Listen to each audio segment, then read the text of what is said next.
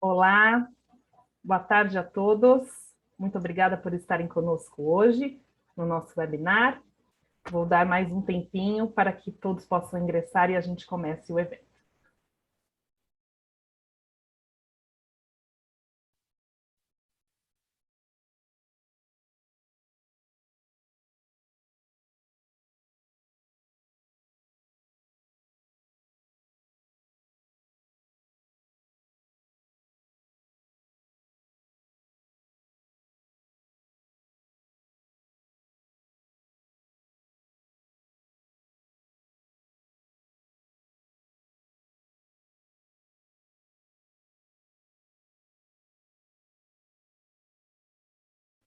Boa tarde, obrigada pela presença de vocês no webinar A Importância das Políticas de Ética e Originalidade na Pesquisa Acadêmica, um webinar desenvolvido em parceria entre a Tanirim e o CONFAP.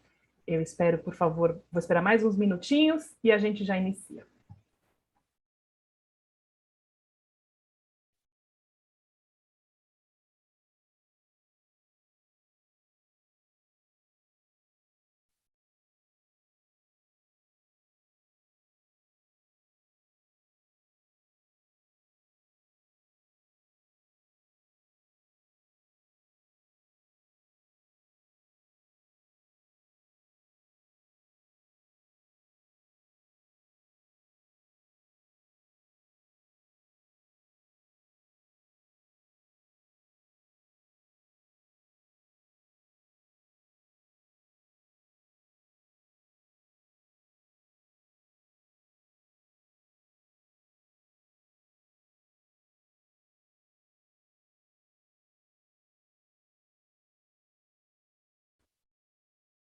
Agora sim, boa tarde a todos. É um prazer tê-los conosco no nosso webinar, a importância das políticas de ética e originalidade na pesquisa acadêmica, desenvolvido em parceria entre a Tanirim e o CONFAP, que é o Conselho Nacional das Fundações Estaduais de Amparo à Pesquisa, e com a participação dos nossos convidados, representantes das instituições CNPq, Conselho Nacional de Desenvolvimento Científico e Tecnológico, e FAPESP, Fundação de Amparo à Pesquisa do Estado de São Paulo, e também do CONFAP. Bom, antes de começar, gostaria de passar alguns recados. Quero pedir que vocês, já estou vendo que vocês já estão fazendo isso, mas que vocês continuem interagindo com a gente no chat, se apresentem, digam de onde vocês são, qual instituição vocês representam, para que a gente possa conhecê-los um pouquinho mais. Vocês também podem enviar perguntas a qualquer momento na seção QIA, que fica logo aqui embaixo na barra.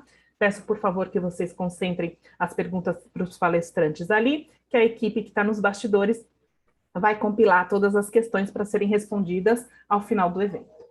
Em continuidade a esse evento, vocês vão receber dentro de 24 a 48 horas um link com a gravação desse webinar e um link para que vocês possam gerar o comprovante de participação. Esse webinar vai estar disponível tanto nas redes da Tanirim quanto do CONFAP. E eu convido vocês ainda a nos acompanharem nas nossas redes sociais Tanirim Brasil, no Facebook Tanirim do Brasil e no LinkedIn Tanirim Brasil. Bom, nós temos a honra hoje de contar com três convidados, que são o senhor Evaldo Ferreira Vilela, presidente do Conselho Nacional de Desenvolvimento Científico e Tecnológico, CNPq. Ele possui graduação em agronomia pela Universidade Federal de Viçosa, mestrado em entomologia pela Universidade de São Paulo e doutorado em ecologia química pela University of Southampton. Ele é professor titular e atualmente é professor voluntário e colaborador da Universidade Federal de Viçosa, da qual ele foi reitor no período de 2000 a 2004. Muito obrigada pela sua presença, professor Evaldo.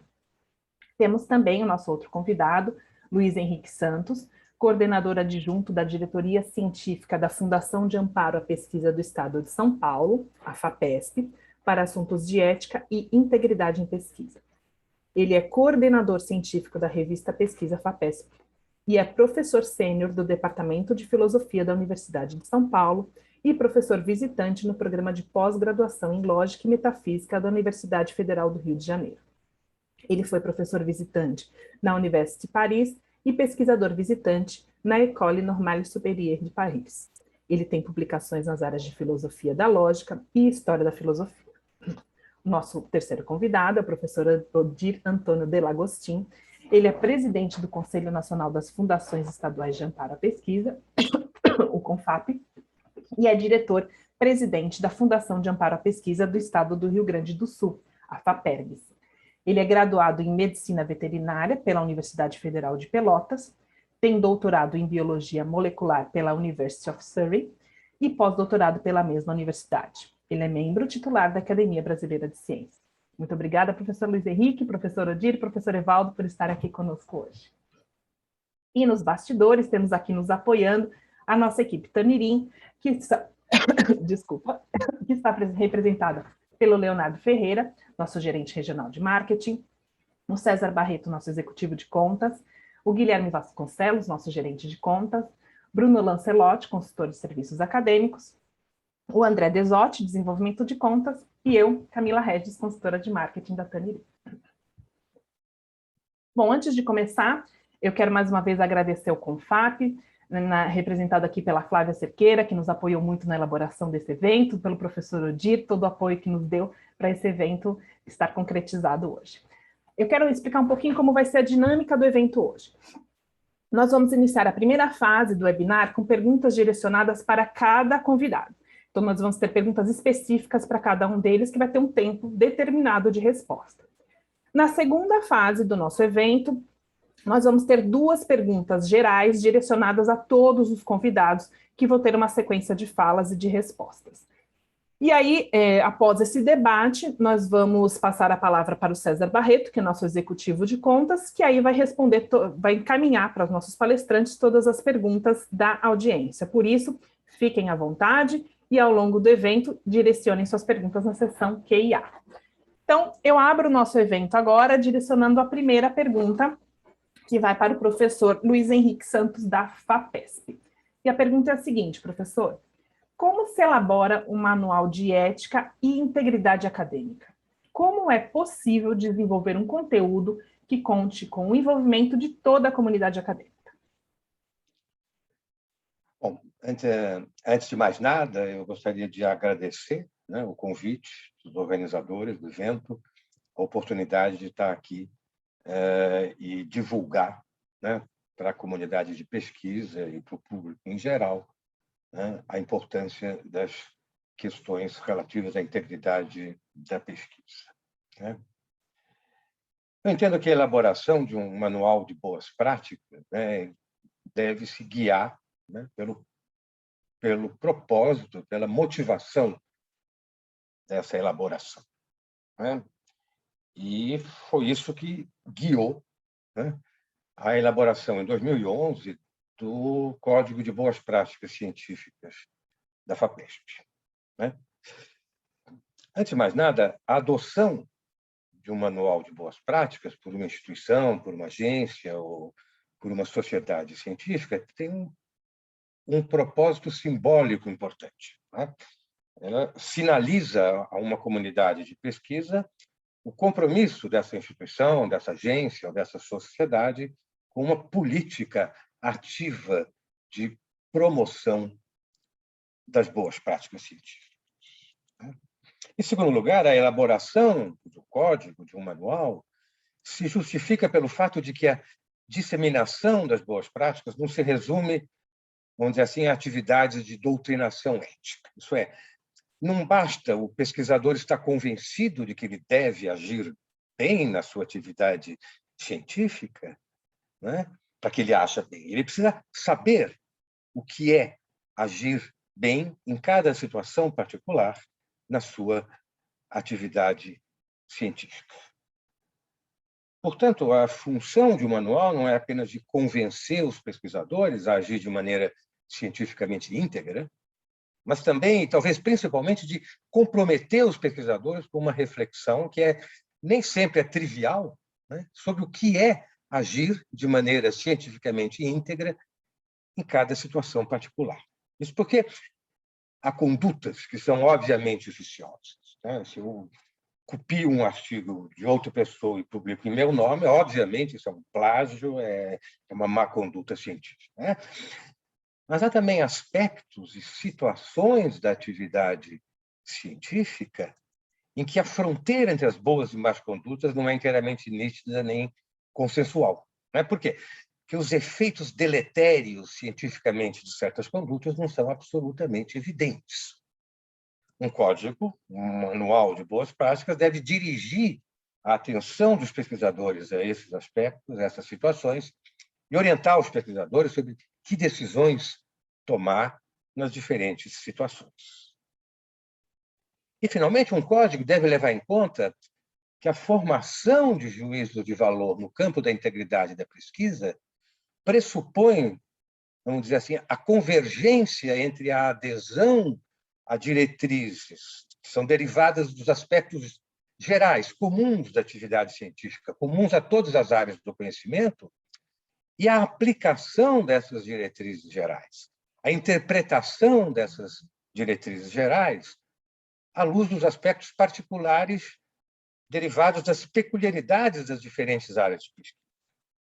Portanto, o manual deve conter diretrizes gerais que identifiquem com precisão os valores gerais que definem a integridade científica em todos os setores da atividade de pesquisa, ou seja, a elaboração de projetos, o desenvolvimento de projetos, a publicação de resultados, a revisão pelos pares antes ou depois da publicação de artigos, a tutoria, etc. E, ao mesmo tempo, essas diretrizes gerais devem ser formuladas de uma maneira suficientemente flexível para serem ajustadas ao que a atividade de pesquisa tem de específico em cada área do conhecimento. Né? Bom, além de um código ser bom, o que ele precisa ter? Ele precisa ser capaz de ser disseminado e assimilado por uma comunidade de pesquisa. E não basta você dispor de um código bem feito para você disseminar o que eu chamo uma cultura de integridade da pesquisa, a valorização da integridade da pesquisa, a valorização da reflexão contínua, né, do pesquisador sobre a integridade da sua atividade científica. O manual não vai ser um instrumento relevante para a disseminação da cultura de integridade se a existência e o conteúdo dessa cultura não forem aceitos como tal pela comunidade de pesquisa.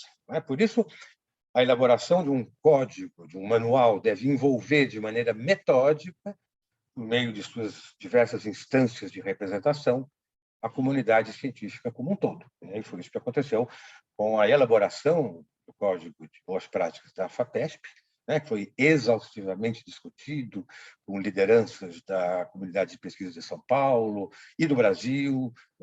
Eu estive, na época, com o diretor científico, professor Brito, na Academia Brasileira de Ciências, na SBPC, tivemos reuniões com os pró-reitores de pesquisa das universidades públicas, enfim, houve todo um trabalho de maturação, do anteprojeto inicial do código, e o resultado, que é o código propriamente dito, foi, se beneficiou, vamos dizer assim, desse debate. Então, eu acho que é nessa simbiose entre a instituição, a agência que elabora o código e a comunidade dos pesquisadores que vão se orientar por esse código, é essa simbiose, é dessa simbiose que nasce um bom manual, um bom código. Muito obrigada, professor. Eu passo agora, então, para a segunda pergunta, que é direcionada ao professor Odir, do CONFAP. Como implementar políticas de integridade acadêmica e fazer com que o manual de ética tenha efetividade nas instituições após a sua criação? E qual é a sua recomendação de como conduzir esse conteúdo dentro da instituição? Muito bem, boa tarde a todas e a todos. É uma satisfação estar aqui. Eu agradeço Camila e a equipe da Turnitin por essa parceria, com o CONFAP. Eu acho que o tema que nós estamos tratando aqui é de extrema importância e essa reflexão nos permite traçar caminhos, para chegar a uma situação melhor do que a que nós temos hoje, na sociedade em geral. Eu acho que o professor Luiz Henrique já fez diversos comentários que se enquadram, que se encaixam também na resposta a essa pergunta, né, de como implementar políticas de integridade acadêmica. Eu acho que o principal ponto é que nós temos que pautar esse tema no nosso dia a dia, nas nossas práticas. Nós precisamos trazer esse tema, né, para discussão entre a comunidade acadêmica, a comunidade científica, né? No âmbito dos programas de pós-graduação, eu acho que é importante haver essa reflexão, haver essa preocupação, e com isso a gente consegue, né, estabelecer os nossos guias, manuais, códigos de boas práticas que sejam efetivos, né? Que não sejam só para constar, que não estejam apenas no papel. Então, eu gostaria de relatar uma experiência recente que nós tivemos na Fundação de Amparo à Pesquisa do Estado do Rio Grande do Sul, a qual eu tenho o orgulho de presidir. Há pouco mais de 2 anos, o assunto chegou à pauta, né, do Conselho Superior da FAPERGS, e o Conselho, então, criou um grupo de trabalho e iniciou uma discussão, né, ampliada com outros membros da comunidade científica, com o Fórum de Pró-Reitores do Estado do Rio Grande do Sul, e foi colhendo sugestões, né, colhendo informações para aprimorar esse guia de boas práticas acadêmicas, foi assim chamado, em integridade científica.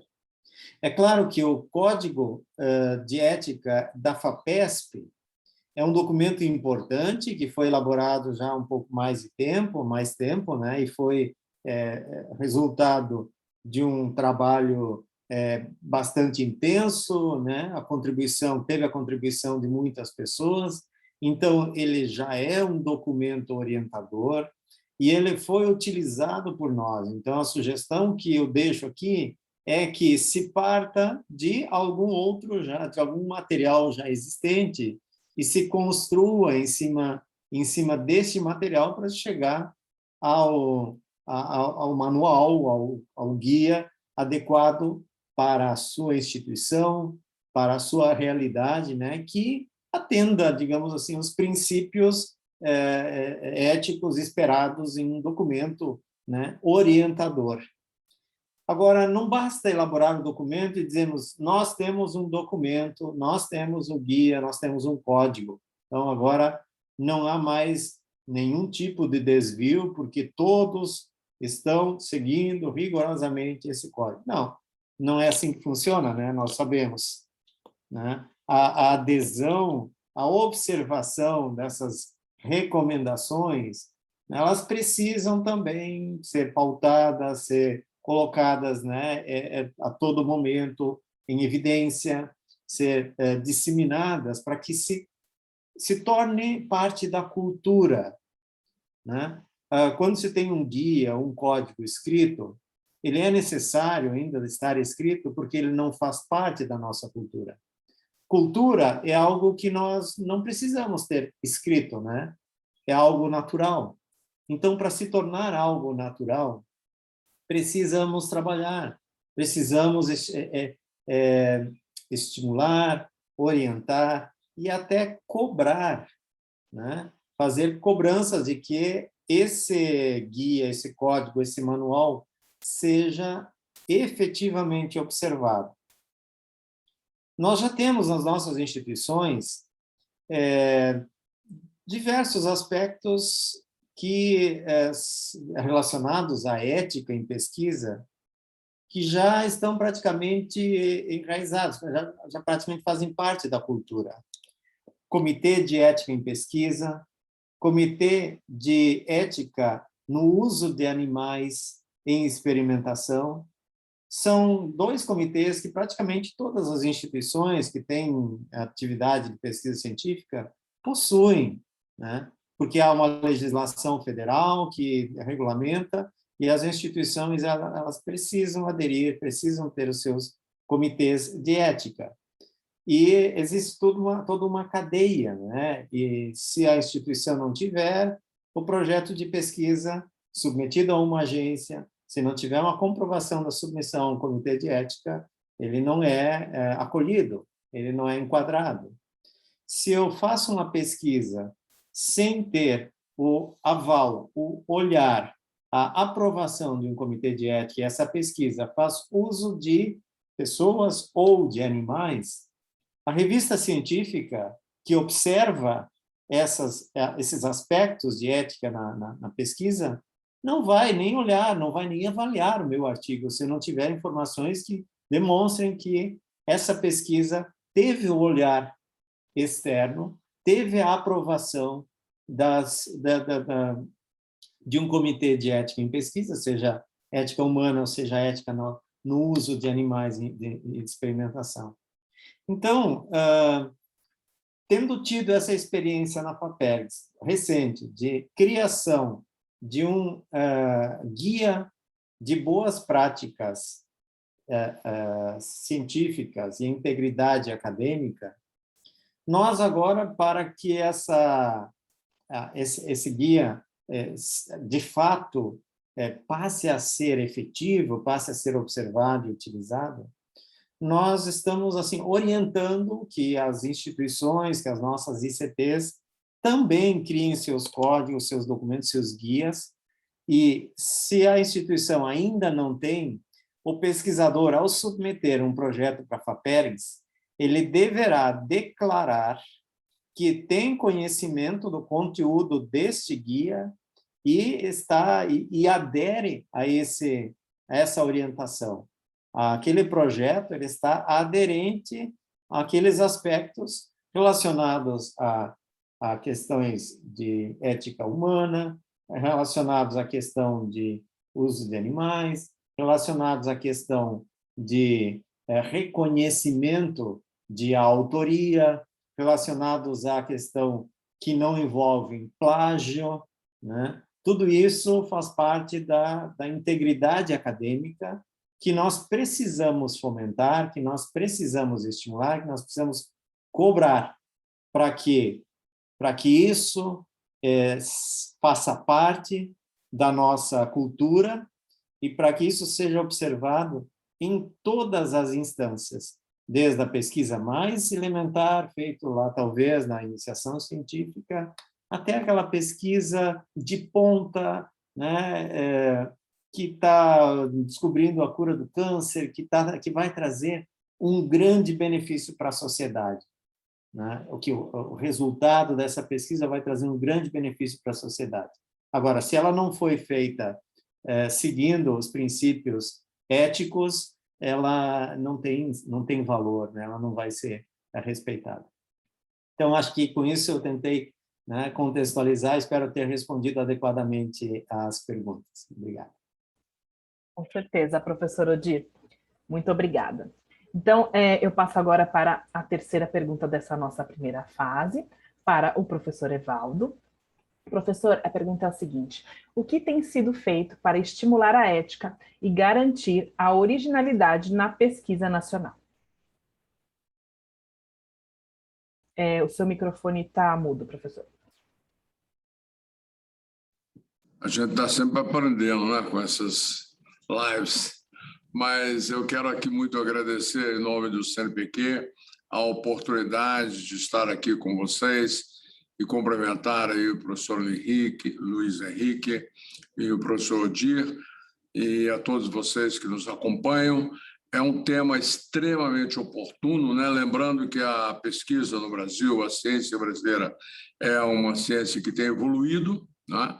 Tem já se robustecido em várias áreas do conhecimento e é necessário realmente avançar. E é um processo, como todo processo, né? Ele precisa de inputs, ele precisa ser cobrado e ele precisa ganhar com o tempo mais valor para a sociedade. Então, a gente acredita muito, como disse muito bem o Odir, é uma questão de cultura, né? E a cultura você não tem como escrevê-la, é um conjunto de valores, né? De aprendizados da própria sociedade. E no Brasil, a gente tem algumas dificuldades com isso no aspecto da integridade, né?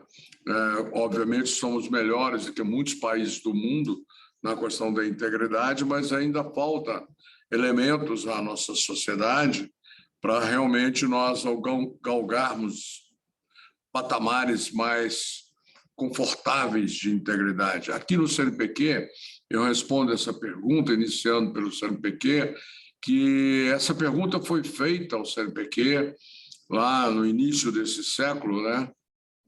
E em 2003, o CNPq criou uma comissão, né? Uma comissão de integridade na atividade científica, que desde então tem atuado na questão do estímulo, né?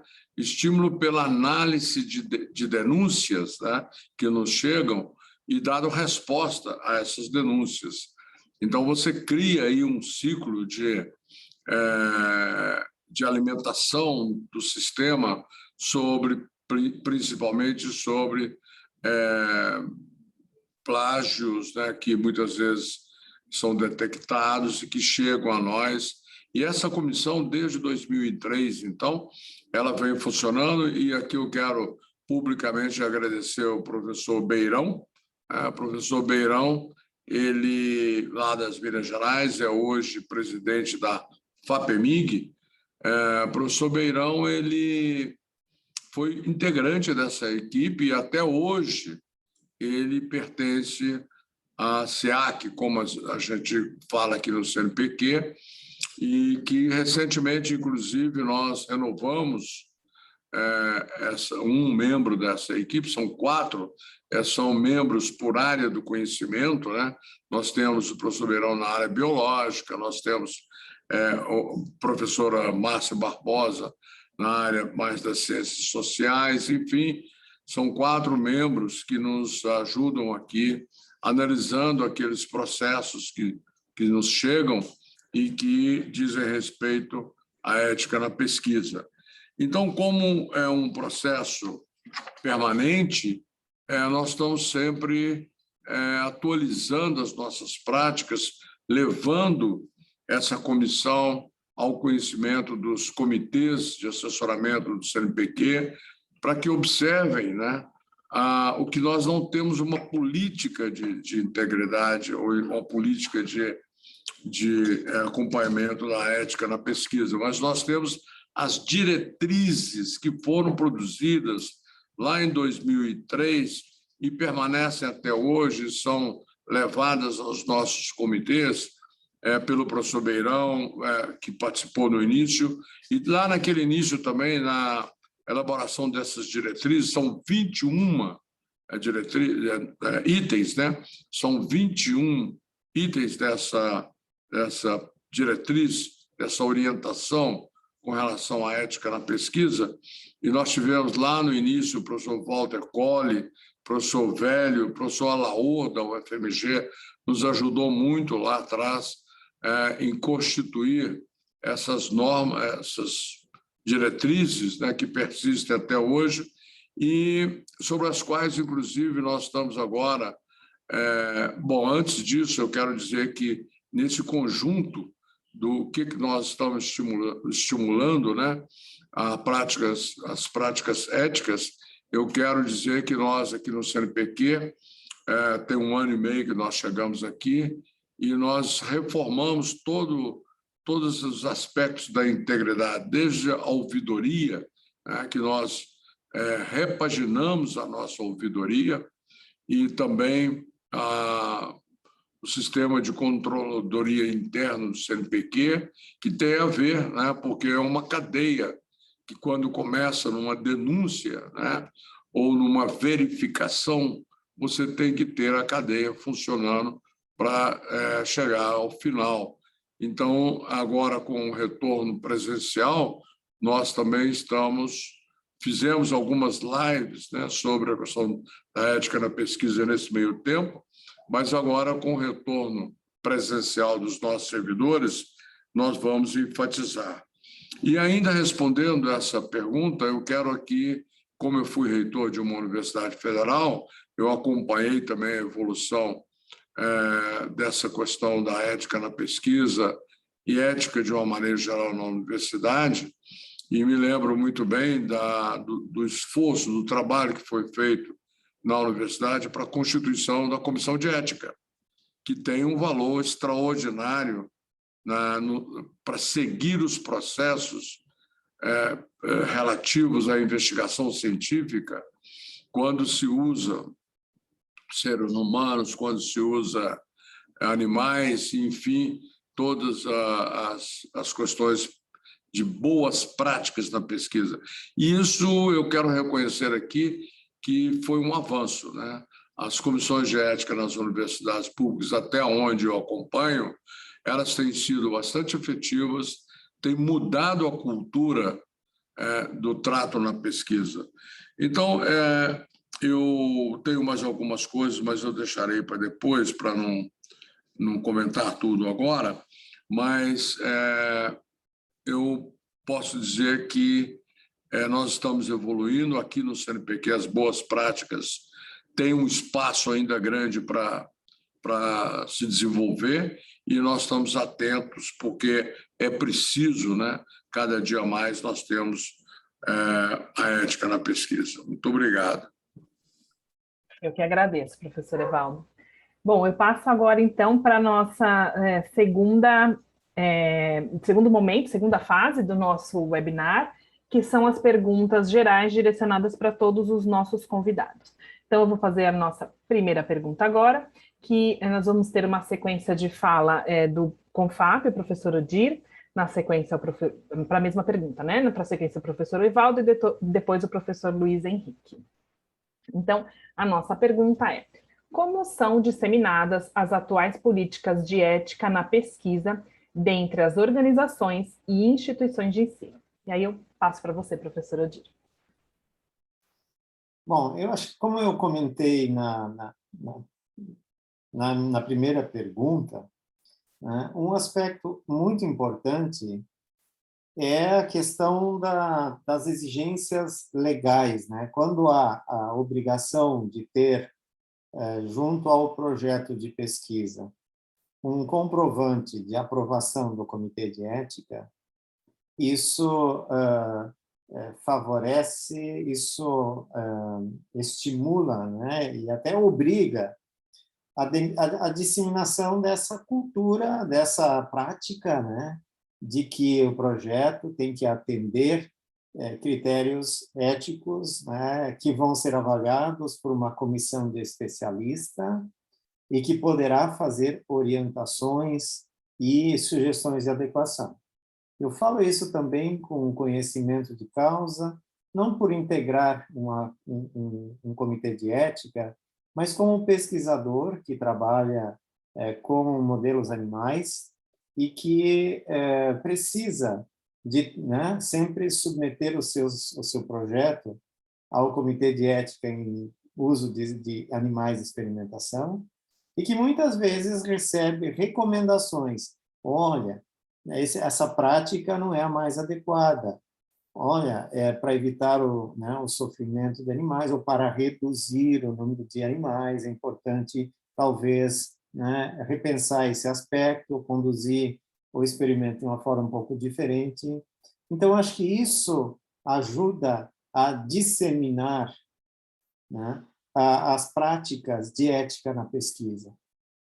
E, além disso, obviamente, as questões relacionadas à submissão de projetos, agências de fomento, e agora falando como presidente de uma agência de fomento, nos nossos editais, nós sempre exigimos, se envolve seres humanos, comprovante de aprovação no Comitê de Ética em Pesquisa com seres humanos, se envolve animais, né? Comitê de Ética no uso de animais em laboratório, experimentação animal, se envolve organismo geneticamente modificado, certificado de qualidade em biossegurança, e agora eu vou falar também um pouquinho como membro do Comitê Técnico Nacional de Biossegurança. Eu faço parte atualmente da CTN-Bio, que é um outro órgão que fiscaliza, que regulamenta e que observa essas questões éticas relacionadas a organismos geneticamente modificados, né? Éticas e relacionadas também à questão da biossegurança, obviamente. Então, isso tudo, né, com essa sincronia entre a base, né, que realiza a pesquisa, as agências reguladoras e as agências de fomento, além, depois lá na ponta, os veículos de divulgação, os periódicos científicos, que também têm a obrigação de observar se o que eles vão publicar no seu periódico atende ou atendeu a essas práticas, né, de éticas na pesquisa. Eu acho que com esse sincronismo nós certamente vamos conseguir disseminar ainda mais essas atuais políticas de ética na pesquisa. Obrigada. Passo a palavra para o professor Evaldo agora. Só complementando o que o Odir falou, que foi bastante completo, eu destaco a questão da autodeclaração, que ele também ressaltou, inclusive no último edital agora universal, chamado universal, nesse sentido, eu acredito que a gente conseguiu disseminar as atuais políticas e diretrizes, né, relacionadas à submissão de projetos, que está envolvido, obviamente, quando se pede um projeto, quando se submete um projeto para financiamento, né, em que nós disponibilizamos para aqueles que estão submetendo toda a política de ética nos procedimentos de financiamento, e que o beneficiário futuro, né, o que submete, o pesquisador, ele tem que clicar ali dizendo que está de acordo, que vai seguir aquelas recomendações. Isso transfere para o usuário, para o pesquisador, uma certa responsabilidade em relação ao que fazíamos antes, né? O que fazíamos antes era pedir, né, antecipadamente, que o indivíduo tivesse uma conduta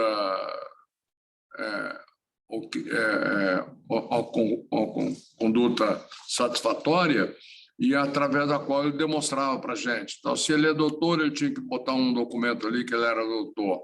Se ele pertencia, se ele tinha um aval da universidade, também. Se ele tinha um laboratório com certificação, também. Ele tinha que provar para a gente antecipadamente, né? E isso dava um certo alívio ao indivíduo depois que acontecia, né? E essa verificação ela é burocrática, ela é trabalhosa, né? E muitas vezes imperfeita. Então, nós mudamos esse modelo e agora é autodeclaração, como é no Lattes também, autodeclaração. E aí nós, obviamente, nós temos os nossos comitês. O Lattes, por exemplo, tem uma comissão que se chama COLATS, o COLATS, né? Que faz as verificações. Então, as pessoas, a partir do momento que elas se autodeclaram as suas qualidades, e nós verificamos, e se aquilo não acontece, você fica muito à vontade, né, para chamar a atenção, para punir, para desclassificar, e isso cria cultura, né? Eu acredito que tudo isso é parte de uma cultura que a gente está cada dia se aperfeiçoando mais, né? Então, eu quero enfatizar esse aspecto, tanto no Lattes, né, que é o banco nosso, de maior currículos que nós temos na América Latina e no mundo, né, e a autodeclaração também na submissão dos projetos. Essa é a contribuição. Muito obrigada. Passo a palavra para o professor Luiz Henrique. Bom, eu concordo com o que disse o professor Evaldo, na sua primeira resposta, a disseminação da cultura de integridade nas instituições brasileiras e paulistas em particular, ela é um processo lento, né? A FAPESP lançou o seu código em 2011, né? E de lá para cá, né, há um esforço constante, né, em estimular as instituições, né, a aderir, né, e a implementar políticas ativas de promoção da integridade da pesquisa, né? Porque medidas coercitivas, punitivas, para formar uma cultura é quase um paradoxo, né? É preciso uma adesão espontânea de uma comunidade de pesquisa a um conjunto de diretrizes para que essas diretrizes tenham uma eficácia, né? Então, mas há algumas medidas que as agências de fomento, por exemplo, podem tomar, como o professor Odir disse que fez na FAPERC, que a FAPERC faz, na FAPESP também, no termo de outorga de bolsas e auxílios, os outorgados, os pesquisadores e instituições outorgados, declaram que vão seguir, vão respeitar o Código de Boas Práticas da FAPESP. E, além disso, as instituições se comprometem a, no mais breve espaço de tempo possível, oficializar escritórios, né, destinados especificamente a promover e a garantir as boas práticas científicas. E essa oficialização, né, foi lenta, né, mas hoje em dia, depois de 10 anos, né, todas as universidades públicas, estaduais e federais do Estado de São Paulo já têm esse escritório, né? Então, é um processo lento, né, de discriminação, mas que vem sendo efetivo graças, eu acho, em grande parte, às ações das agências estaduais e federais de fomento, né? Eu acho, né, que a questão importante quando se fala em disseminação, né, de uma cultura de integridade da pesquisa é saber o que se pode e o que se deve fazer para se preservar e para se promover cada vez mais a integridade da pesquisa, né? E o que norteia, vamos dizer assim, a política de integridade da FAPESP, né, é que, embora a investigação, eventualmente punição de más condutas científicas, seja importantíssimo como prevenção, né, da ocorrência de más condutas, o componente fundamental de uma política de disseminação da cultura de boas condutas é o componente pedagógico, o componente educativo, no que diz respeito aos valores gerais, né, da integridade, né? E é isso que o manual de boas práticas deve, de alguma maneira, formalizar, né? Quais são esses valores gerais, e também atividades pedagógicas que consistam em um treinamento propriamente científico dos pesquisadores, especialmente dos pesquisadores em formação, um treinamento propriamente científico que lhes permita discriminar em situações particulares, né, o que é uma boa conduta, o que é uma má conduta, né? Como eu disse, não é sempre uma questão trivial a de saber como eu devo agir numa determinada situação crucial, num determinado momento da minha atividade de pesquisa. Nem sempre é trivial e, frequentemente, requer competência científica, distinguir que dados são relevantes, que dados não são relevantes para a confirmação ou não de uma hipótese científica, quando se trata de estabelecer se um certo artigo relata de maneira fiel ou não todos os dados relevantes para se ponderar o grau de corroboração que ele propõe para as hipóteses. Nem sempre é trivial determinar se as ideias expostas por um autor como suas são suficientemente semelhantes a ideias de outro autor para que essa exposição seja considerada talvez como plágio. Não é sempre trivial distinguir o erro involuntário da má conduta intencional, da má conduta negligente, e nem sempre é trivial distinguir o que é um desvio cientificamente injustificado de práticas científicas aceitas de modo geral, e o que é um desvio inovador, justificado, cientificamente valioso, né? Então, o treinamento propriamente científico, o treinamento no laboratório, ou no grupo de pesquisa, ou no seminário de pesquisa, é fundamental, né, para que não apenas se dissemine a adesão aos valores, mas para que essa adesão ela possa se traduzir, né, em decisões eficazes na prática científica cotidiana, né? Olha,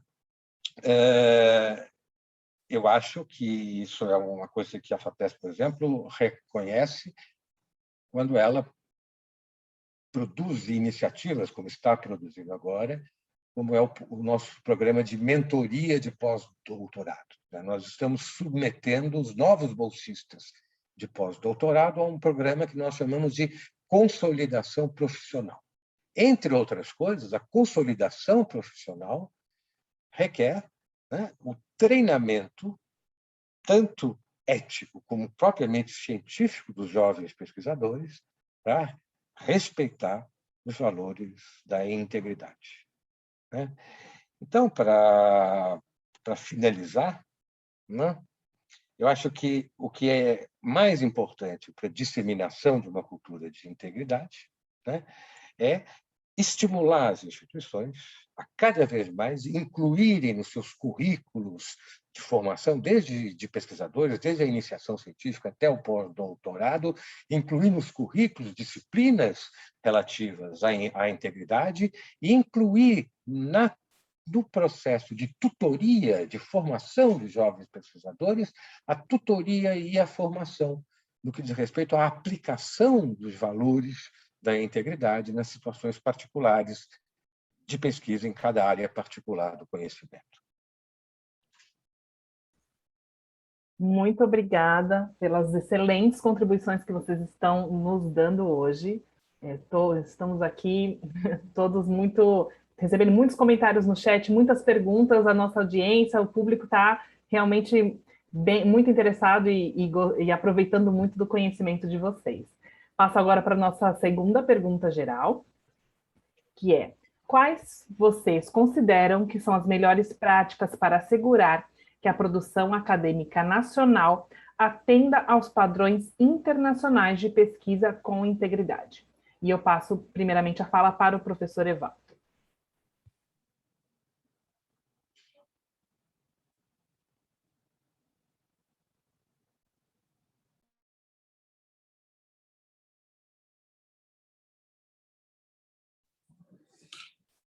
Se você me permite, Camila, eu vou inicialmente fazer uma inversão da pergunta aqui.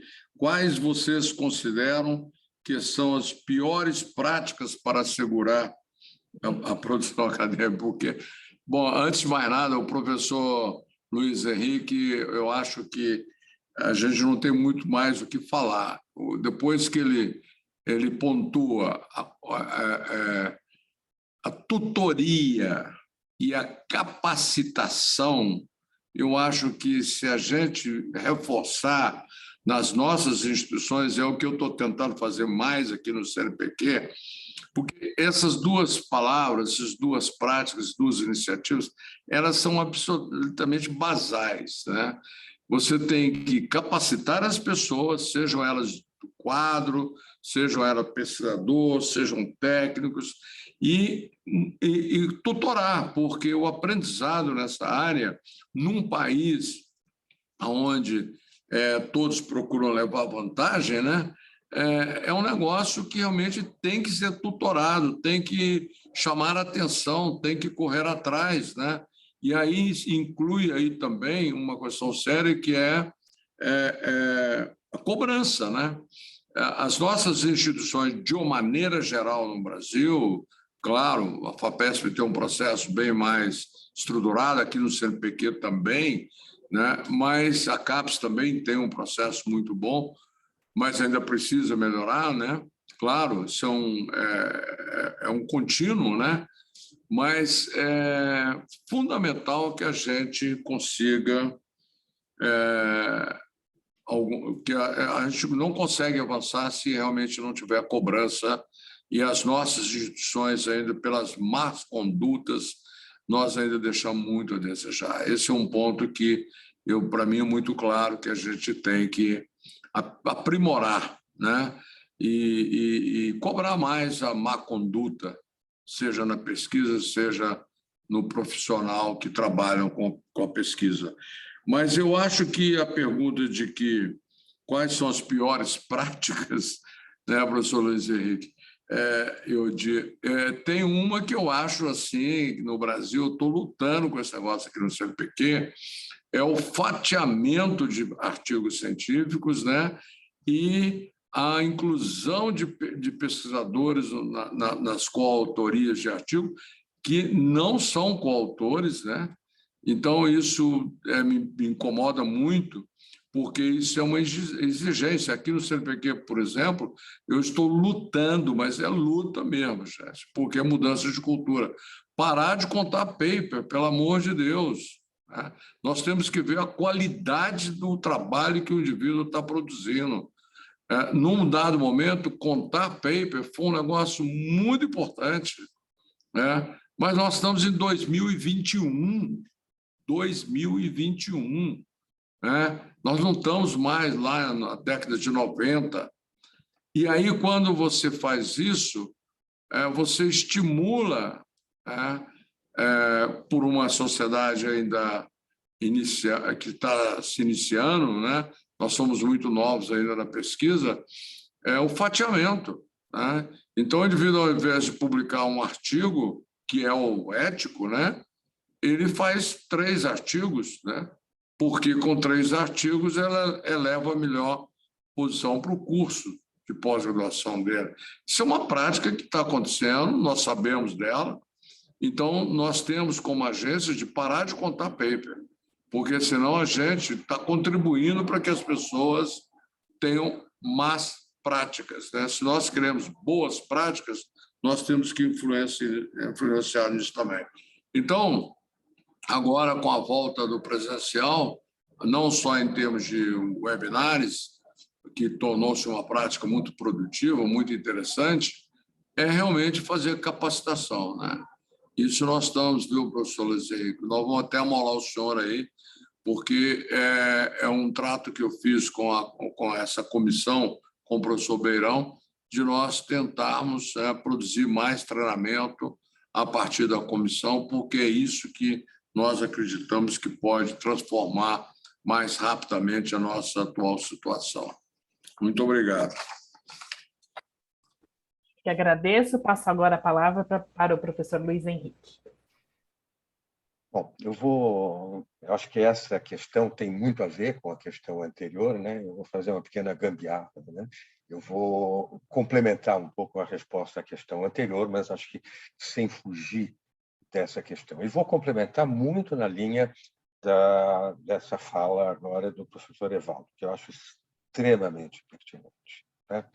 Eu acho que atividades de formação educativa, sejam teóricas e práticas, dirigidas aos indivíduos, são muito importantes, são fundamentais para se implementar políticas de promoção de valores de integridade. No entanto, eu acho que é muito importante atacar certas causas sistêmicas, eu diria, que interferem na integridade da pesquisa. E as principais dessas causas sistêmicas dizem respeito à questão da avaliação, né, em todas as suas dimensões.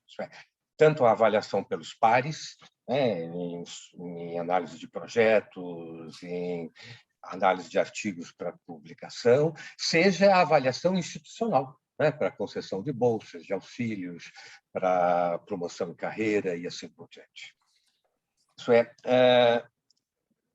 os critérios que as instituições, sejam de pesquisa, sejam de fomento, sejam os periódicos, utilizam para avaliar os pesquisadores, como que eles dirigem a atividade de pesquisa no ambiente institucional. E são padrões para as atividades de pesquisa. Se eu quero fazer pesquisa, eu tenho que ter financiamento, eu tenho que estar num cargo, enfim, eu preciso publicar em bons periódicos, eu tenho que me adequar a esses critérios. Assim, os critérios de avaliação efetivamente utilizados, eles conformam, configuram a atividade de pesquisa, especialmente a pesquisa básica, né?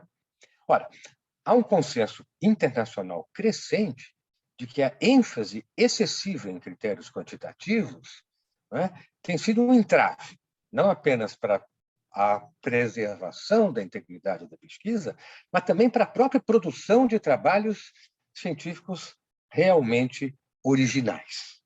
Por quê? Essa ênfase excessiva desestimula atividades que ela determina serem atividades de risco para o sucesso na carreira científica. Passa a ser perigoso apostar em projetos que impliquem a ruptura de paradigmas estabelecidos, porque esses projetos têm um risco maior de fracassar e de não gerar publicação alguma, né? Então, passa a ser cômodo apostar, né, na continuidade de linhas de pesquisa já consolidadas, né? Essa ênfase excessiva em critérios quantitativos leva a que não se dê a importância devida a outras atividades essenciais para que o avanço do conhecimento se caracterize pela valorização da integridade e originalidade, que não a produção de resultados originais. Então, trabalhos de revisão, né, cuidado com a divulgação dos dados primários, métodos utilizados nas pesquisas, o cuidado e empenho com atividades de tutoria, cuidado e empenho com o trabalho de revisão pelos pares. Em suma, uma série de atividades que são fundamentais para que um sistema de pesquisa funcione não são integrados nesses critérios de ordem exclusivamente, digamos assim, produtivista e quantitativista. A questão das causas sistêmicas que interferem na integridade e fecundidade da pesquisa vem agora ocupando um lugar central no debate internacional sobre a integridade da pesquisa. Por exemplo, essa questão foi o foco dos debates, o principal foco dos debates na última Conferência Internacional sobre a Integridade da Pesquisa realizada em Hong Kong, né? As conclusões muito pertinentes desses debates são expostas num documento que está disponível na internet chamado Princípios de Hong Kong, né? Ora, é evidente que as agências de fomento desempenham um papel fundamental para combater essas causas sistêmicas, né? Portanto, cabe às instituições de pesquisa sinalizar a importância da diversificação dos critérios na busca de um equilíbrio saudável entre que números podem, e eles realmente podem, não se trata de desqualificar, né, os critérios numéricos quantitativos. Eles podem, em parte, informar, né, os processos de avaliação, mas eles devem ser equilibrados com critérios qualitativos, né? Eu tenho que equilibrar informações sobre a quantidade da produção de trabalhos científicos originais, de um lado, e, por outro lado, a realização de outras atividades essenciais para o bom funcionamento do sistema de pesquisa, né?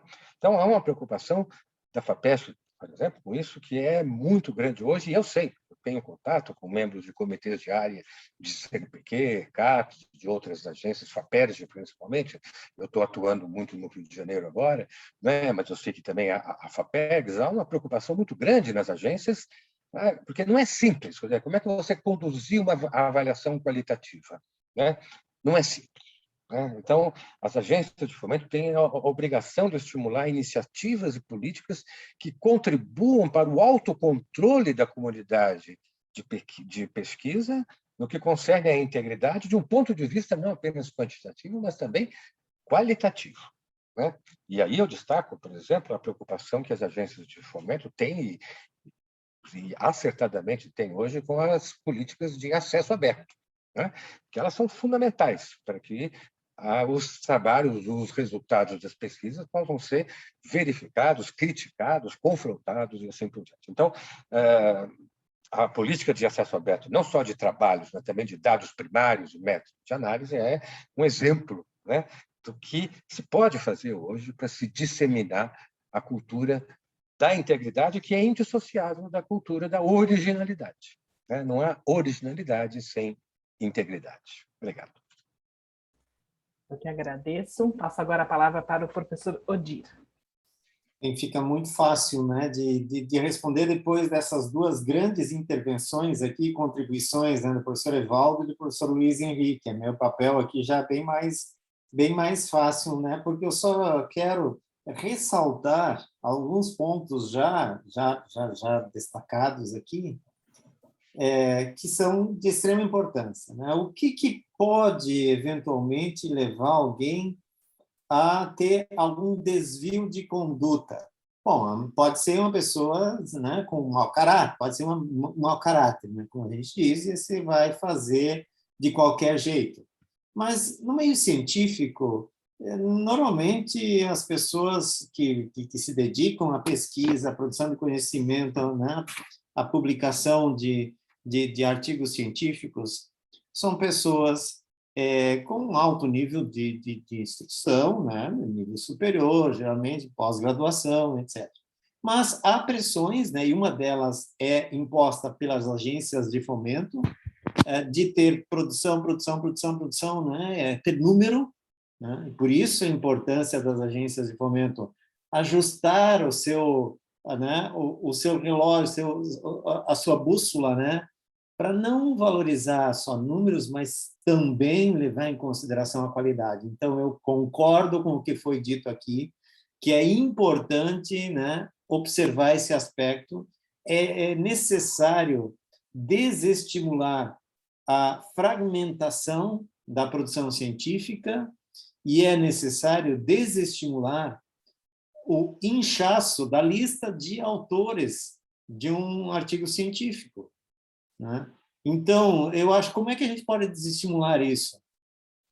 Nós podemos, por exemplo, dar um valor diferenciado se o indivíduo é o autor principal ou é o líder daquele grupo de pesquisa. Quem está no meio né, desses dois nomes tiveram uma contribuição menor. E, ao ter uma contribuição menor, então, vamos atribuir um valor menor para essa produção. Eu acho que, com isso, a gente já começa a desestimular um pouco esse inchaço. Há algumas áreas de conhecimento, e eu destaco especificamente a área de física teórica, que é um ponto fora da curva, né? Porque tem grandes grupos que publicam com 2.000, 3.000, 5.000 autores, um artigo científico com 5.000 autores, né? E isso distorce qualquer matriz que se construa para fazer algum tipo de ranqueamento, né? E isso acho que não é uma boa prática que deva ser continuada, né? Então, acho que, respondendo especificamente à pergunta, né, produção acadêmica nacional que atenda aos padrões internacionais de pesquisa com integridade. Eu acho que nós já temos um padrão internacional de pesquisa no país. Em termos de ética, eu não acho que nós estamos muito aquém de outros países, de outras, né? Nós precisamos fortalecer, continuar trabalhando para fortalecer essas boas práticas, inibir desvios, né, relacionados à ética e à integridade acadêmica, e, assim, assegurar que a pesquisa feita aqui, seja qual for o resultado, é um resultado, né, sério, bem conduzido, né? E, para isso, obviamente, o papel dos periódicos científicos, da revisão por pares, né, é extremamente importante. Então, o nosso sistema de revisão por pares também precisa ser fortalecido. E fortalecido de que forma? Fortalecido por meio de treinamento, de formação. Nós talvez estejamos dando pouca importância ao treinamento dos nossos jovens pesquisadores na avaliação de artigos, na revisão de artigos, de projetos de pesquisa.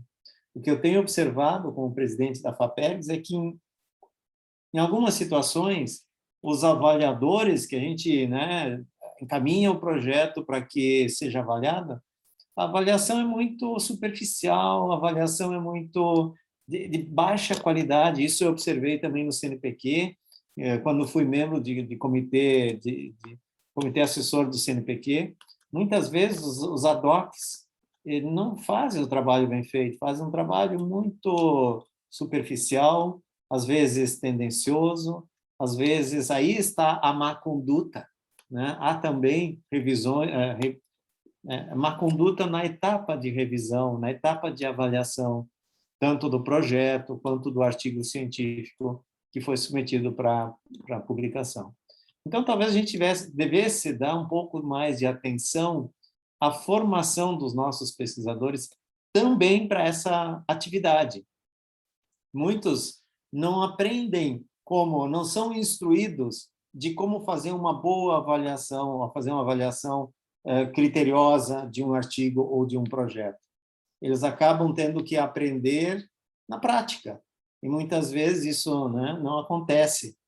Então, eu tenho discutido esse assunto também com em outras instâncias, enfim, com outras pessoas que têm essa preocupação na qualidade da avaliação, né? Talvez o caminho seja formar um banco de avaliadores com treinamento, né, com capacitação, dar capacitação a eles para que façam uma boa avaliação, que eu acho que com isso nós vamos elevar também a qualidade da nossa pesquisa, nós vamos melhorar o resultado dos investimentos que a gente faz em pesquisa e nós vamos ter um padrão mais elevado também de integridade na pesquisa científica, integridade na divulgação, na condução do processo e no resultado final. Não adianta a gente só se preocupar no momento da publicação do artigo. Às vezes é tarde demais. Se os dados não foram coletados com o devido cuidado, com a devida observância às boas práticas, esse dado está perdido. Ele não tem como corrigir depois. E não tem como utilizar esse resultado. Então, nós precisamos desse olhar, e um processo de avaliação também sempre muito criterioso, qualificado, para que o resultado dos projetos seja relevante e que isso, então, permita a publicação de artigos científicos de qualidade, de impacto, né? E que dê o retorno que a gente espera para a sociedade. Então, é importante, só finalizando, que a gente dê atenção a esses aspectos. Eu acho que é um ponto que ainda nós não temos muito, né? Não nos preocupamos muito na questão da avaliação de artigos, de projetos, etc. E isso, às vezes, compromete o produto final, seja ele o projeto apoiado pela agência de fomento, seja ele o artigo que vai ser publicado lá na revista A, B, C ou D. Então, tudo isso é importante para garantir a integridade a pesquisa com integridade, vamos dizer assim. É isso. Muito obrigada. Estamos aqui com uma série de perguntas, muitas observações, muitos comentários dos nossos participantes hoje. Então, vou passar a palavra para o César Barreto, que é executivo de contas da Tamirim, que vai conduzir as perguntas. Camila, obrigado. Professores, muito obrigado, viu? Eu acho que esse debate foi bem elucidativo e relevante, né? Esse tema é, sem dúvida, merecedor ainda de mais discussão aqui no Brasil, né? E agradecer aos presentes, claro, né? Antes de passar as perguntas e respostas dos presentes, eu queria falar um pouquinho da Turnitin, como a gente se encaixa nesse universo da ética na pesquisa. Então, basicamente, há mais de 20 anos, a Turnitin apoia as instituições de ensino a assegurar que a produção acadêmica seja original e que ela atenda a padrões internacionais de pesquisa com integridade, né? E a gente usa tecnologia de ponta para fazer isso, né? A Turnitin é parceira das instituições de ensino brasileiras, também daquelas localizadas mundo afora, que têm as melhores avaliações e também as que mais investem em pesquisa de acordo com os principais rankings, tanto nos rankings internacionais quanto aqueles feitos aqui no Brasil também. E a gente alcançou uma reputação muito boa na academia, entre outras coisas, por 3 características do que a gente faz, né? A primeira delas, a nossa base de dados de publicações acadêmicas, basicamente contra a qual as pesquisas vão ser comparadas, que é muito, muito vasta. Também os nossos relatórios de similaridade, que permitem um diagnóstico ali muito rápido da originalidade daquela pesquisa, e também das nossas ferramentas de autenticidade, que permitem à universidade basicamente fazer uma análise forense daquela pesquisa que foi apresentada e chegar à conclusão, por exemplo, se aquele trabalho foi redigido por uma pessoa ou por uma máquina, né? Tudo isso faz com que os nossos parceiros publiquem com muita confiança, né? Então, agora que eu já fiz esse pequeno preâmbulo aí da Turnitin, eu vou abrir para perguntas e respostas, né? A gente coletou algumas ao longo, algumas não, coletamos muitas, e também algumas manifestações dos participantes, algumas manifestações mais enfáticas, o que eu achei muito, muito legal, prova de que esse tema é um tema que é candente de fato. E temos perguntas para todos e perguntas só para alguns dos professores. Então, eu vou direcionar aqui, tá bom? Professores, primeira pergunta. Essa é aberta, tá bom? Sintam-se à vontade para responder. Há alguma norma legislativa ou resolução normativa que regulamente a questão da integridade científica no CNPq, nas fundações de amparo à pesquisa ou nas universidades, com o estabelecimento de um sistema progressivo e integrado de sanções, após apuração adequada e confirmadas as eventuais irregularidades? Eu abro a pergunta a qualquer um dos professores. Alguém gostaria de responder? O CNPq foi citado, então eu vou dar, mas eu acho que o professor Luiz Henrique ele tem mais condições. Mas o que eu encontrei aqui no CNPq, exatamente nós temos um conjunto de diretrizes, então de orientações, que têm sido muito seguidas e são substanciais. Foram feitas por pessoas como Walter Colli, professor Beirão, professor Alaor, da UFMG, enfim, são diretrizes muito válidas e que nós estamos agora tratando de ter uma política mais consistente, mas aqui eu antecipo, inclusive, uma questão. O processo burocrático que nós estamos sujeitos no serviço público, nas universidades públicas e federais aqui, o CNPq também, é muito complicado. Então, o processo de mudança, o processo de avaliação das denúncias, só para vocês terem uma ideia, é um vai e vem de papel, de burocracia, ainda mais agora com a LGPD, né, nós estamos passando um aperto muito grande com isso, porque é uma lei que veio imposta de fora e que tem absolutamente um grande valor para a evolução da sociedade, mas que esbarra em questões burocráticas no nosso meio gigantescas, né? Porque o cipoal de legislação no Brasil e de práticas burocráticas é um impeditivo muito grande para se evoluir. Mas eu posso assegurar que nós temos que evoluir aqui, no caso do CNPq, estamos nessa pegada aí de realmente melhorar, mas temos uma base muito sólida para julgamento, para instrução dos nossos processos e dos nossos pesquisadores.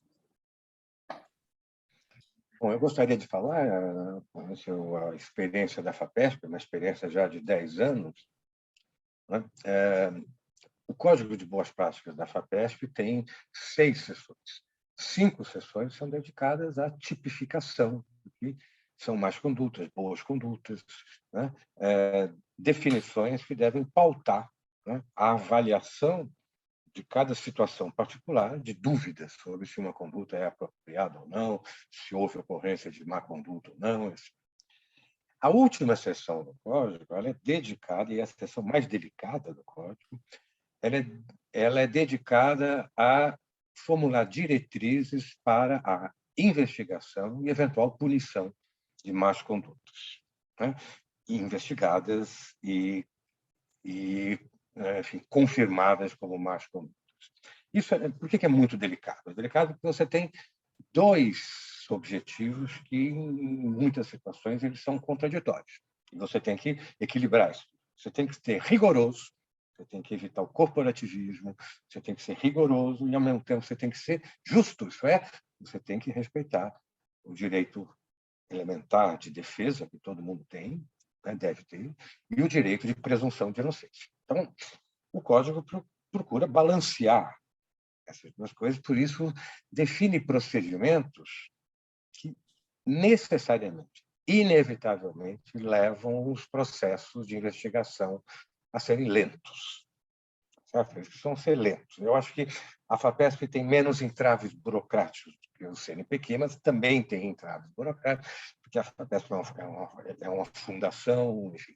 Mas também tem, e tudo passa pela Procuradoria Jurídica, e todas as etapas de um processo de investigação devem ser comunicadas aos denunciados, e os denunciados devem ter o direito de responder. Isso leva os processos a terem uma duração maior do que talvez seria desejável, mas é inevitável. É inevitável se você quiser que os processos sejam justos e rigorosos. Uma outra dificuldade, que vem sendo sanada progressivamente, mas foi uma grande dificuldade, é menos agora, mas ainda existe, é a dificuldade que as instituições têm de investigar os seus pesquisadores. E é um princípio universal, né, que é melhor o melhor ator institucional para investigar eventuais más condutas científicas são as instituições em que as pesquisas se realizam. Elas são o ambiente imediato. Então, a FAPESP requer que as instituições investiguem montando comissões com membros externos, uma série de providências para minimizar a possibilidade do corporativismo. Mas isso a FAPESP tem percebido que tem diminuído.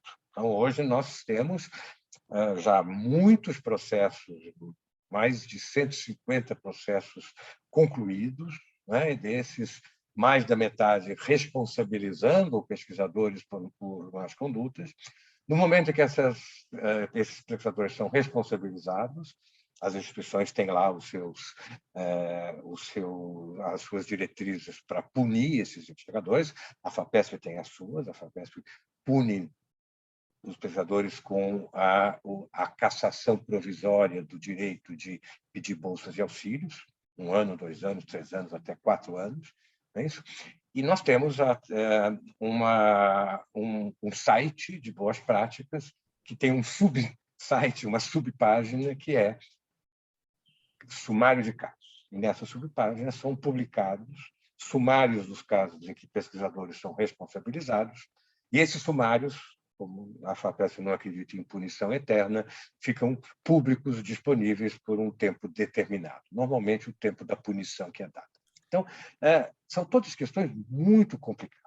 Investigar e punir má conduta é muito complicado, mas as instituições precisam investir nisso e as agências de fomento precisam investir. Não é porque é difícil que nós não vamos fazer.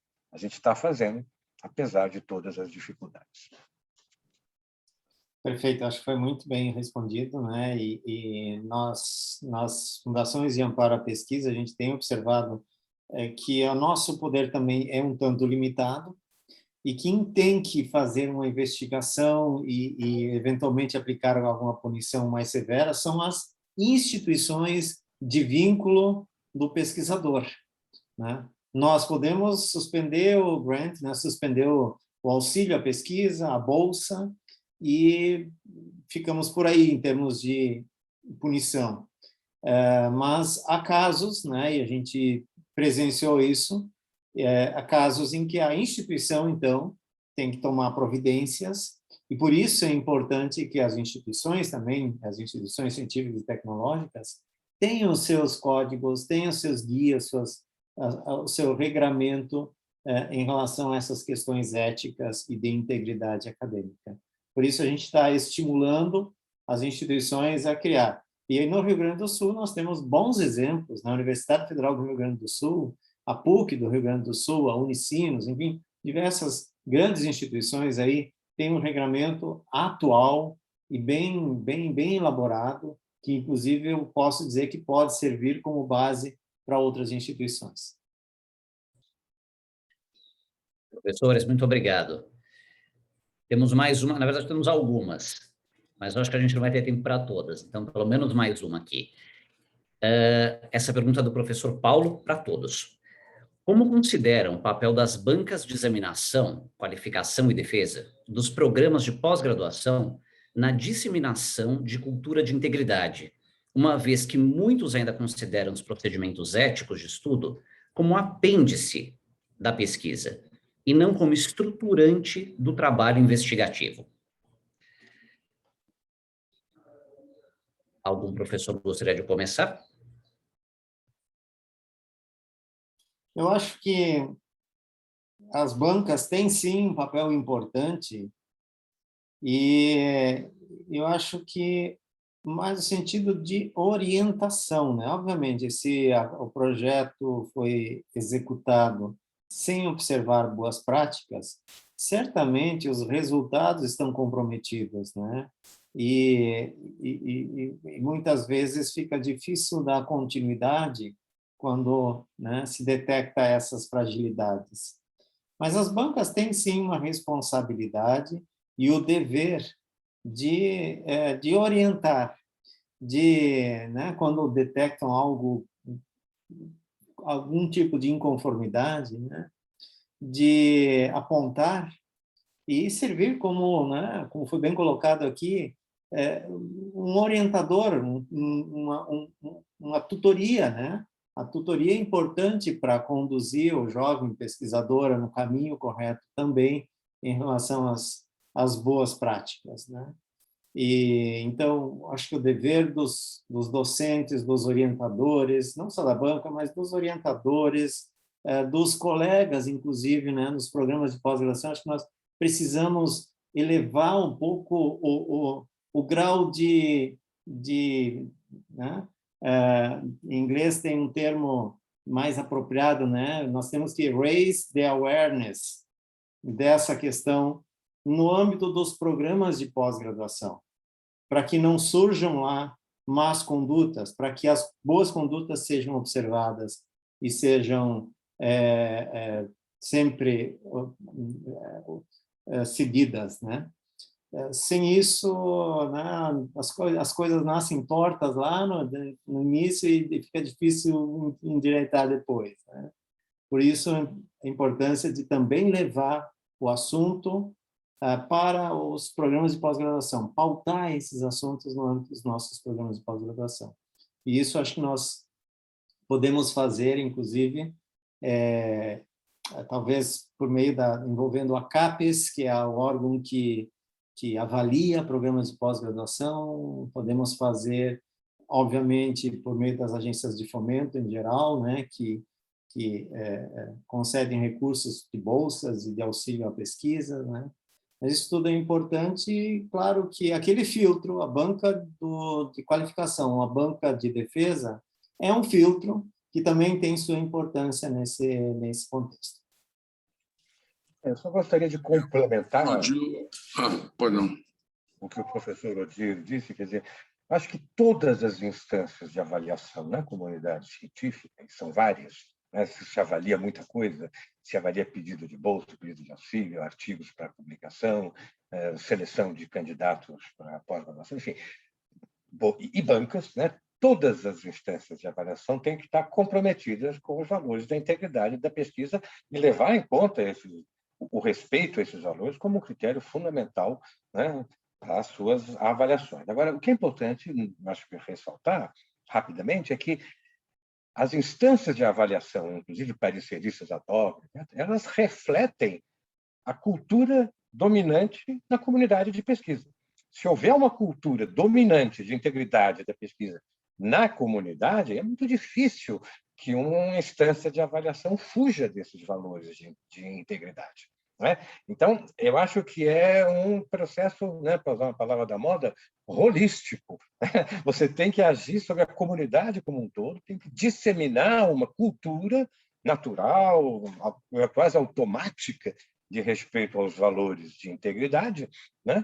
E porque isso vai se refletir necessariamente nas instâncias de avaliação. Se você não tiver essa cultura, não vai se refletir nas instâncias de avaliação. Eu concordo, não tenho nada aqui a acrescentar, não. É isso mesmo. Tá certo.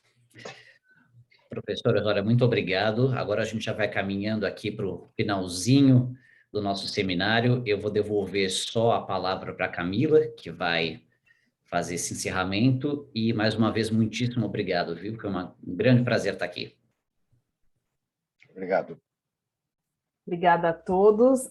O debate foi muito rico, a gente recebeu muitas perguntas, não tivemos tempo de responder a todas, mas tivemos muito engajamento, muita participação, e eu quero mais uma vez agradecer aos professores por estarem aqui conosco hoje, e quero pedir, se vocês tiverem algumas considerações finais, por favor, fiquem à vontade. Eu só queria agradecer, né, em meu nome, em nome da FAPESP, a quem eu represento, a oportunidade, como eu disse no início, né, de divulgar a importância das questões de integridade. Isso eu faço diuturnamente. Quem me convida, né, é preciso falar disso. Se você não falar muito disso, as coisas não acontecerão. Eu quero também agradecer a oportunidade, dizer que foi muito rica a discussão aqui, muito válida, né? Parabenizar vocês pela iniciativa. E só um detalhe que me preocupou um pouco nas questões aqui é essa questão da coautoria, né? Eu acredito que posso falar em nome de todos aqui, não se trata de questão de número a mais ou número a menos. Você pode ter um número talvez não tão grande quanto o Odir nos trouxe aqui, mas o que importa numa coautoria é se realmente as pessoas que estão ali contribuíram, né? Então, é isso que tem que ser percebido pelo estudante. Aqui tem muitas manifestações nesse sentido. Muitas vezes, uma orientação que foi central no seu trabalho merece ser considerada, né? Não é porque foi apenas uma conversa, né? Mas as orientações, elas devem ser pautadas e valorizadas, aprender a valorizar realmente a reflexão, a discussão e as contribuições. Isso é importante na vida do pesquisador, né? Saber valorizar quem está contribuindo. Então, a coautoria, elas têm que refletir o que aquele coautor contribuiu, né? Isso não importa, pode ser 10, 20, ou até menos, 2, 3, mas tem que refletir isso, né? Só para deixar mais claro essa questão. Muito obrigado. Muito bem, eu também gostaria de agradecer por esse belo momento que tivemos aqui, uma rica discussão. Eu aprendo muito com essas discussões, eu estou aqui aprendendo também, muito mais do que transmitindo, né? Nesse ponto que o professor Evaldo tocou agora, eu assino embaixo, né? Eu concordo plenamente. Não podemos ir de 8 a 80 ou de 80 a 8, sob o risco da gente acabar criando outros problemas, digamos assim, né? Eu acho que trabalho em equipe é extremamente importante, né? Na pesquisa, a gente só consegue avançar se a gente realmente trabalhar em cooperação, em colaboração. E uma prática, uma política que eventualmente venha a desestimular isso na autoria de artigos científicos pode ter um efeito danoso, né, no sistema.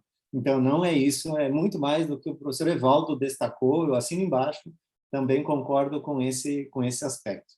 Eu acho que hoje aqui nós tivemos a oportunidade de fazer uma bela reflexão. Observei na lista de participantes aqui, tem várias pessoas conhecidas, amigos que estão nos prestigiando, então agradeço também. Eu estou à frente do CONFAP há aproximadamente 1 ano, e durante esse período a gente procurou colocar esse tema na pauta das discussões em todas as fundações de amparo à pesquisa.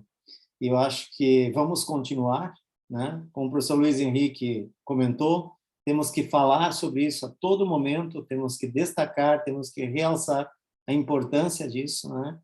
E eu acho que a Turnitin pode contribuir, está contribuindo, na verdade, e pode contribuir ainda mais, até porque oferecem algumas, né, para algumas situações, ferramentas extremamente úteis, importantes, né, para questões relacionadas à ética na elaboração de textos, né, na elaboração de documentos, na elaboração de projetos, de artigos, etc. Então, só agradecer, né? Só quero agradecer mais uma vez por essa parceria com a Turnitin, né? E pela oportunidade de a gente estar aqui. Agradecer aos participantes, à plateia aí que é numerosa, né? Que veio nos prestigiar também, e desejar que a gente tenha outras oportunidades como essa para aprofundar um pouco mais esse tema de grande importância para toda a comunidade científica e a sociedade como um todo. Muito obrigado. Nós da Tanirim que agradecemos toda a parceria. Professor, agradecemos vocês terem aceitado o nosso convite para esse excelente debate na tarde de hoje. E quero lembrar a todos que de 24 a 48 horas após o evento vai ser enviado para o e-mail cadastrado um link para a gravação do evento e também um link para que vocês possam gerar o comprovante de participação. Muito obrigada a todos e uma boa tarde.